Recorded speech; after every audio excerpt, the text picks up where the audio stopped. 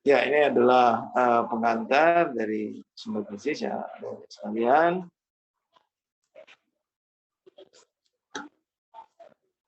Nah,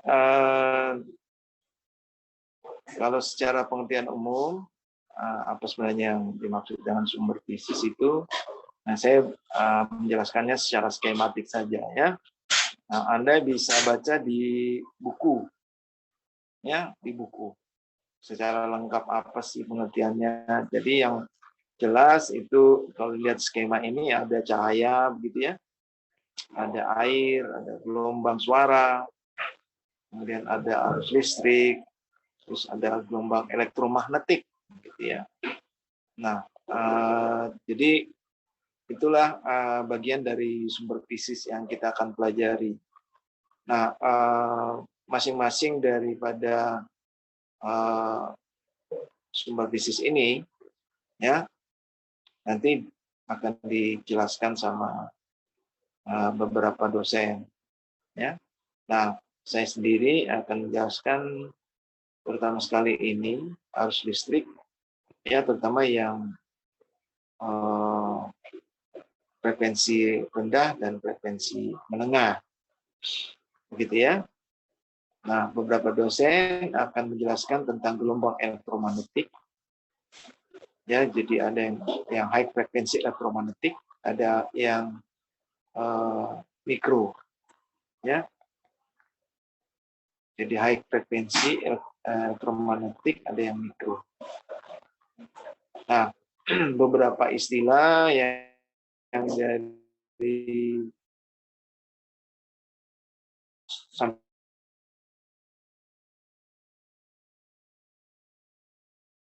SWD, MWD, shortwave diathermy dan microwave diathermy.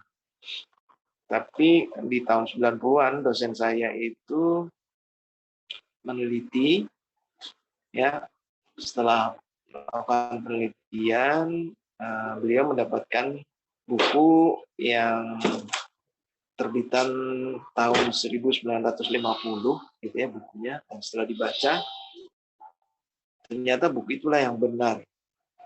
Sehingga istilah sebenarnya microwave diathermy adalah istilah yang salah penerapan.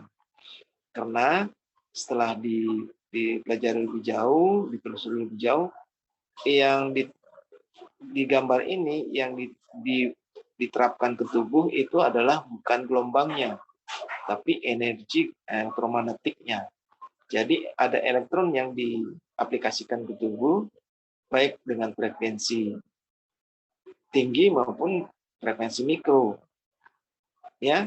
Nah, aplikasi elektromagnetik inilah itu yang akan membuat reaksi di jaringan, dan jaringan itu bisa mengalami perubahan baik elektron maupun protonnya, ya, terutama elektronnya, ya, yang terlepas dari intinya dan bisa membuka energi. Pelepasan energi itu yang menimbulkan panas. Itu yang kita biasa sebut momen dipol. Jadi kalau misalnya nanti Anda dosennya akan menjelaskan tentang gelombang elektromagnetik, dia harus jelaskan itu. Jadi bukan gelombangnya yang masuk ke tubuh, tapi frekuensi elektronnya yang masuk ke tubuh.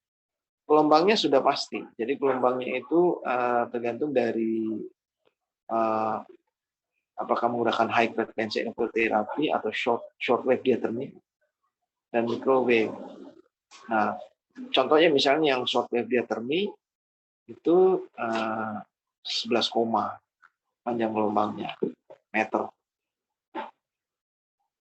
Ya. Jadi gelombangnya itu bisa sampai 12 meter kiri kanan atas bawah.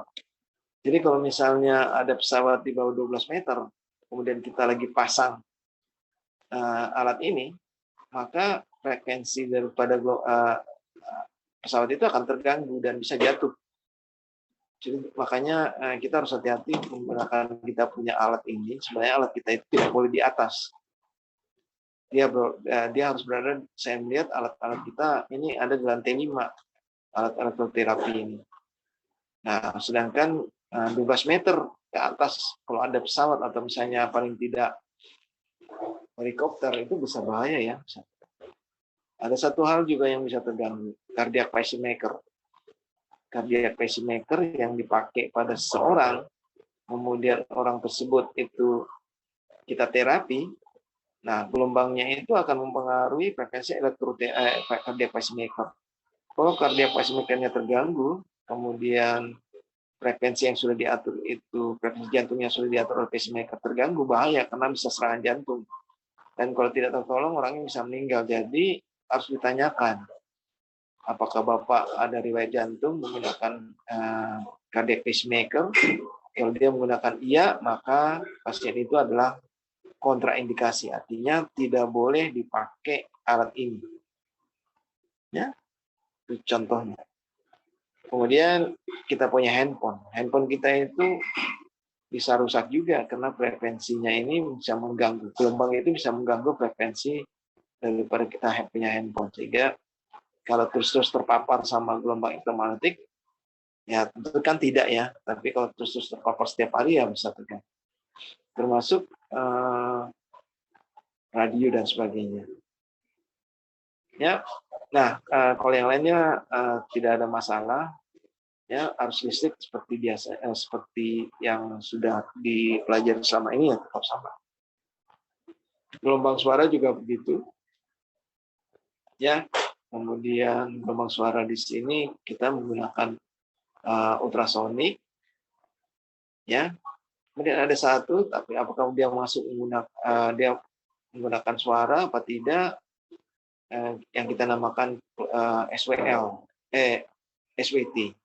Nah itu juga apakah dia masuk gelombang suara apa tidak? Nanti kita lihat.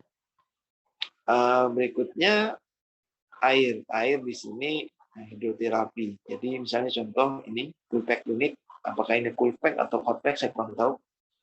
Ya bisa Coolpack unit, Hotpack unit. Ya banyak sekali macam-macam dari ini nanti akan dijelaskan. Kemudian cahaya misalnya IR, ada yang untuk infrared rays, kemudian ada yang untuk ultraviolet. Nah di buku itu ada infrared rays dan ultraviolet.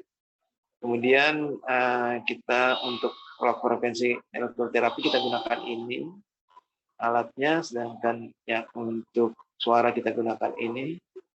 Dan ada beberapa alat yang terbarukan, ya, yang dia punya transducer ini sangat canggih.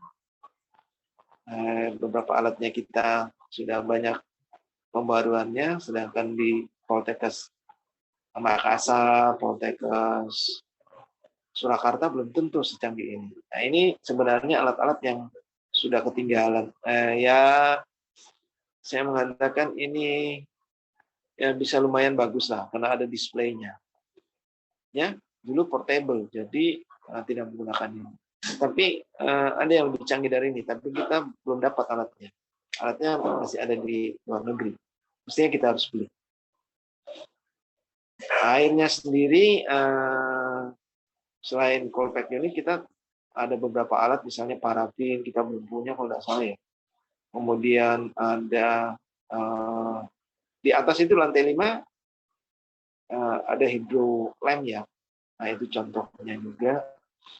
Kemudian kalau tidak salah ada whirlpool bed ya. Jadi kalau kita kasih masuk tangan kita di situ selain temperatur air, di situ juga ada tekanan air. Jadi kita bisa melatih tangan kita atau kaki kita untuk melawan pusaran air yang punya tekanan, sehingga ada efek resistensinya. Ya. Nah, nanti mudah-mudahan semua bisa dikasih dan harus dipraktekkan.